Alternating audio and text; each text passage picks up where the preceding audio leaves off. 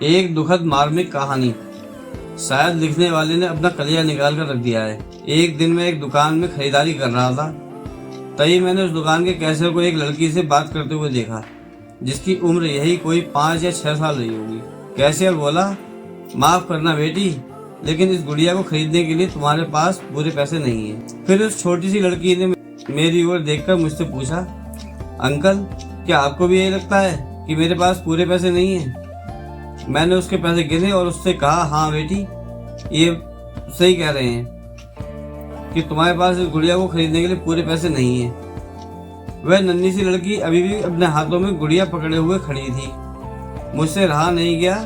इसके बाद मैंने उसके पास जाकर उससे पूछा कि यह गुड़िया वह किसे देना चाहती है। इस पर उसने कहा कि यह वो गुड़िया है जो उसकी बहन को बहुत प्यारी है और वह इसे उसके जन्मदिन के लिए उपहार में देना चाहती है।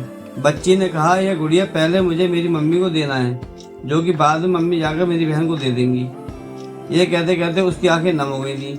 मेरी बहन भगवान घर गई है और मेरे पापा कहते हैं कि मेरी मम्मी भी जल्दी ही भगवान से मिलने जाने वाली है। तो मैंने सोचा क्यों ना वो इस गुड़िया को अपने साथ में ले आकर मेरी बहन को दे दे।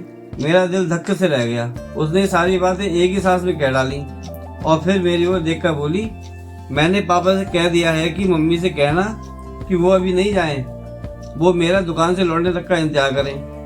फिर उसने मुझे एक बहुत प्यारा सा फोटो दिखाया जिसमें वह खिलखिला कर हंस रही थी। इसके बाद उसने मुझसे कहा, मैं चाहती हूँ कि मेरी मम्मी मेरी ये फोटो भी अपने साथ ले जाएं, ताकि मेरी बहन मुझे भूल नहीं पाए। मैं अपनी मम्मी से बहुत प्यार करती हूँ और मुझे नहीं लगता कि वो मुझे ऐसे छोड़ने के लिए राजी होंगी। पर पापा कहते हैं कि मम्मी को मेरी छोटी बहन के साथ रहने के लिए जाना ही पड़ेगा, क्योंकि वो बहुत छोटी है, मुझसे भी छोटी है।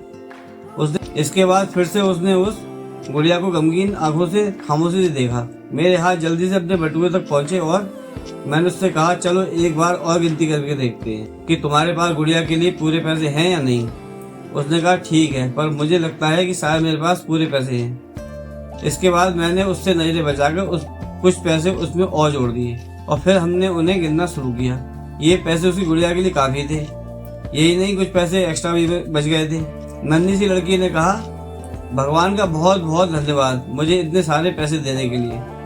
फिर उसने मेरी ओर देखकर कहा कि कल रात सोने से पहले भगवान से प्रार्थना की थी कि मुझे इस गुड़िया को खरीदने के लिए पैसे दे देना, ताकि मम्मी इसे मेरी बहन को दे सके, और भगवान ने मेरी बात सुन ली। इसके अलावा मुझे मम्मी के लिए एक सफ़ेद गुलाब खरीदने के लिए पैसे चाहिए थे, पर मैं भगवान से इतने ज़्यादा पैसे मांगने की हिम्मत नहीं कर पाई थी।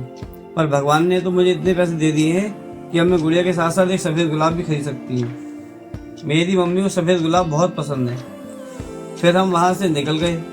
मैं अपने दिमाग से छोटी सी लड़की को निकाल नहीं पा रहा था। फिर मुझे 2 दिन पहले लोकल अखबार में छपी एक घटना याद आ गई, जिसमें एक शराबी कार ड्राइवर के बारे में लिखा था, जिसने नशे की हालत में मोबाइल फ़ोन पर बात करते हुए एक सड़क के किनारे खड़ी एक महिला को टक्कर मार दी थी, जिसके साथ उसकी 3 साल की बेटी भी थी। बच्ची की तो घटनास्थल पर ही मौत हो गई थी, लेकिन वो महिला जीवित थी, जो कि बाद में कोमा में चली गई थी। अब एक महत्वपूर्ण निर्णय उस परिवार को ये लेना था, महिला को जीवन वेंटिलेटर पर ही रखना है या नहीं, क्योंकि वह कोमा से बाहर आकर ठीक हो सकने की स्थिति में तो बिल्कुल भी नहीं थी। दोनों पैर, एक हाथ कट चुके थे, आंखें जा चुकी थी। क्या वह परिवार इसी छोटी सी लड़की का ही था? मेरा रोम रोम कांप उठा। मेरी उस नन्ही लड़की के साथ हुई मुलाकात के 2 दिनों बाद मैंने अखबार में पढ़ा कि उस महिला को बचाया नहीं जा सका। मैं अपने आप को रोक नहीं सका और अखबार में दिए पते पर जाकर पहुंच गया, जहां उस महिला को अंतिम रस्म के लिए रखा गया था। वह महिला सफ़ेद कफन में लिपटी हुई थी। उसके सीने के ऊपर एक सफ़ेद गुलाब का फूल और एक फोटो, और उस फोटो में वही गुड़िया रखी हुई थी, जिसमें वो औरत अपने गोद में एक छोटी बच्ची पकड़े हुए थी, और बगल में वही छोटी सी बच्ची भी खड़ी हुई थी। एक सफ़ेद गुलाब और उस छोटी सी लड़की का फोटो, वही हंसता हुआ फोटो और वही गुड़िया। मेरी आंखें नम हो गईं। दुकान में मिली बच्ची और सामने इस मुर्दा मेरा तो कोई वास्ता नहीं था, लेकिन वो तो इंसान ही। ये सब देखने के बाद अपने आप को संभालना एक बहुत बड़ी चुनौती थी। मैं न वहाँ से लौटा। उस नन्ही सी लड़की का अपनी माँ और उसकी बहन के लिए जो बेपनाह अगाध प्यार था, वह शब्दों में बयान करना बहुत ही मुश्किल है। और ऐसे में एक नालायक शराबी चालक ने अपनी घोर लापरवाही से जरा सी देर में ही उस लड़की से उसका सब कुछ छीन लिया था। ये दुख आए दिन कितने ही परिवारों को सच्चाई बनता है, मुझे पता नहीं। शायद ये मार्मिक घटना सिर्फ एक पैगाम देना चाहती है कि कृपया कभी भी शराब पीकर और मोबाइल पर बात करते समय गाड़ी ना चलाएं, क्योंकि आपका आनंद किसी के लिए भी अभिशाप बन सकता है। धन्यवाद। जिसने भी चैनल को सब्सक्राइब किया उसको जय हिंद, जय भारत और दिल से